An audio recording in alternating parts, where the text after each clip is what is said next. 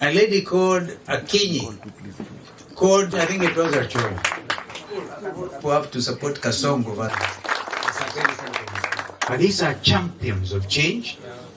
To be as fluent as men, you include the women.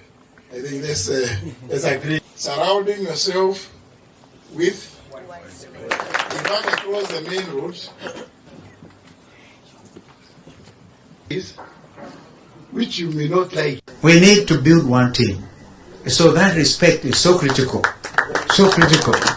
Let's not begin to dismember our unity even before we begin. And building coalitions, I can tell you, is the most difficult thing. We do not want to compete between generations. We want to create conditions under which representatives and leaders of younger Kenyans sit down with us. I've said several times before, we are betting on our differences. You will lose your bet for sure, because we are not going to disagree.